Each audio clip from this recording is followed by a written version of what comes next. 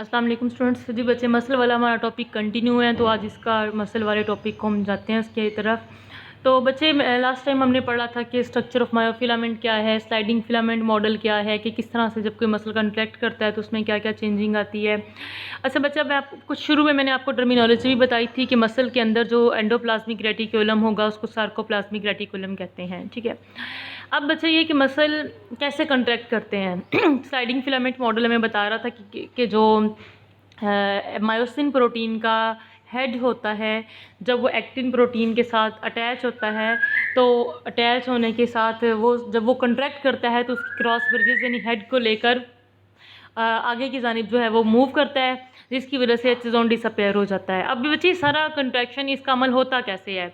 इसका अमल यूँ होता है कि सबसे पहले कोई भी स्टिमुलस जब मिलता है, यानी नर्व इम्पल्स जब पहुँचती है किसी भी मसल तक, तो मसल के बिल्कुल स्टार्ट में होती हैं टी ट्यूब्यूल्स।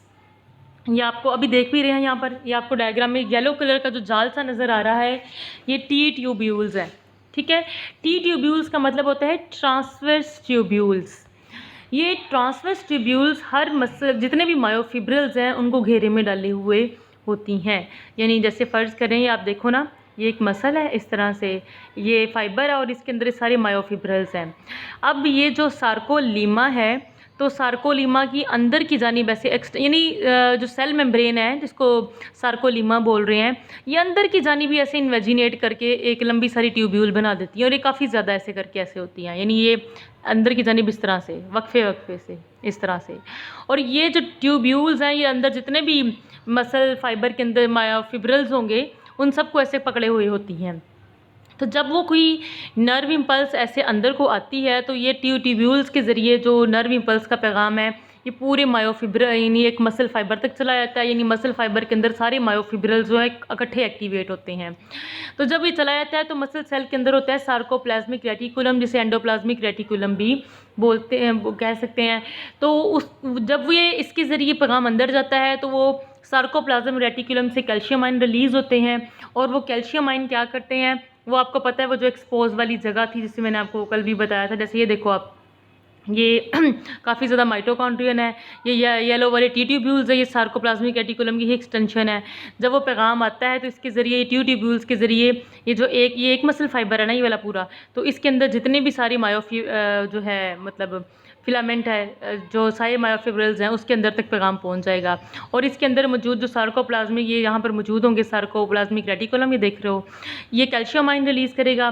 कैल्शियम आयन जो है वो इसके साथ अटैच हो जाएगा, इसके साथ ये देखें आप, इसके जो ट्रोपोनियन के 3 कॉम्प्लेक्स थे, एक आज़ाद होता है ना, उसके साथ अटैच हो जाएगा, ये उसको डिस्प्लेस कर देगा, और जिसके नतीजे में जो उसकी एक्टिन की जो साइट है वो एक्सपोज हो जाएगी, वो क्रॉस ब्रिजेस के साथ अटैच हो जाएगी, और वो सारा कंट्रैक्शन का अमल जो मैंने आपको कल बताया था वो उस तरीके से हो जाएगा।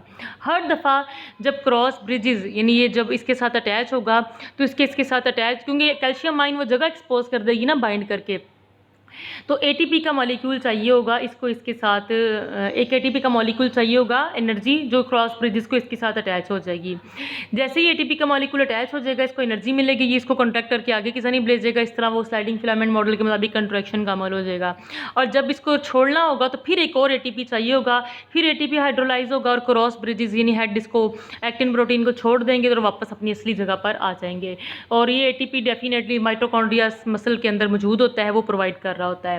अक्सर आपने देखा होगा कि मरते वक्त मसल एक पुल हो जाते हैं, और उसकी रीज़न क्या होती है बच्चे, कि उसकी रीज़न ये होती है कि जब मसल कंट्रैक्ट करते हैं तो मरने के बाद सारा अमल रुक जाता है, और वो रुकने के अमल के बाद क्या होता है, जब वो सारा अमल रुक जाता है तो फिर वो चूँकि एटीपी भी तो एक रिएक्शन है ना, तो जब मरने के बाद क्या होता है कि एटीपी का हाइड्रोलिसिस का अमल रुक जाता है। तो जब एटीपी की हाइड्रोलिसिस नहीं होती, एनर्जी नहीं मिलती, तो जो क्रॉस ब्रिजेस एक्टिन के साथ अटैच है वो रिलीज़ नहीं हो पाते, तो मसल उसी तरह कंट्रैक्ट रहता है, जिसकी वजह से डेड बॉडी जो होती है वो अकड़ी हुई, जो डेड बॉडी जो है वो अकड़ी हुई होती है। तो लेकिन कुछ अर्से बाद, थोड़ी देर बाद आप देखें डेड बॉडी फिर सॉफ्ट हो जाती है। अब एटीपी कहाँ से आए? एटीपी नहीं आते, जब उन्हें खुराक नहीं मिलती तो मसल के जो प्रोटीन होती है वो डीजनरेट हो जाती है, जिसकी वजह से क्रॉस ब्रिजेस उसको छोड़ देते हैं, वो टूट जाते हैं। वरना एटीपी का तो टूटने का मतलब इसीलिए वक्ती तौर पे जब इसको रिजन मोर्टिस कहते हैं, यानी मरते वक्त मरने के बाद जो है अगर कंट्रैक्शन हुई है तो फिर वो रिलैक्स नहीं हो सकता। जैसे मुंह खुला है आप देखते हो या मसल स्टिफ है वो वैसे ही रह जाते हैं। तो इस तरह से सारा अमल होता है कंट्रैक्शन और रिलैक्सेशन का, कि कैल्शियम आयन इस तरह से बाइंड करते हैं, सार्कोप्लाज्मिक रेटिकुलम रिलीज़ करता है कैल्शियम आयन को, टी ट्यूब्यूल्स के ज़रिए फैल जाते हैं, माइटोकॉन्ड्रिया भी उसके अंदर मौजूद होते हैं, और मसल के अंदर मौजूद एंडोप्लाज्मिक रेटिकुलम को सार्कोप्लाज्मिक रेटिकुलम कहते हैं। अब बच्चे एक बात, ऑल और नन रिस्पॉन्स, ये शॉर्ट क्वेश्चन भी आ जाता है, ऑल और नन रिस्पॉन्स क्या है। तो बच्चे ऑल और नन रिस्पॉन्स का मतलब है कि जब कोई एक्शन पोटेंशियल होगा यानी नर्व इम्पल्स आएगी तो या तो सारे मायोफिब्रिल्स यानी एक मसल फाइबर के अंदर जितने भी मायोफिब्रिल्स है वो सारे कंट्रैक्ट करेंगे या नहीं करेंगे। ऐसा नहीं है कि एक मसल सेल यानी मसल फाइबर के अंदर मौजूद मायोफिब्रिल्स आधे कंट्रैक्ट कर लें आधे नहीं। एक मसल फाइबर तक भी अगर पहुंच गया नर्व इम्पल्स तो सारे मायोफिब्रिल्स हिस्सा लेंगे इस कंट्रैक्शन के अंदर या नहीं लेंगे। ठीक है, यानी होगा या नहीं होगा। अब कितनी कंट्रैक्शन होती है डिपेंड करता है मसल फाइबर पे कि कितने मसल फाइबर का स्टिमुलस मिला है या कितने मसल फाइबर के अंदर कंट्रैक्शन का अमल हो रहा है। हाँ, कुछ मसल फाइबर में कंट्रैक्शन हो रही है और कुछ में नहीं हो रही है, लेकिन मायोफिब्रिल्स एक मसल फाइबर के अंदर जितने सारे हैं या तो वो लेंगे या फिर नहीं लेंगे। ये अलग से भी पूछ लेते हैं कि व्हाट आर ऑल और नन रिस्पॉन्स।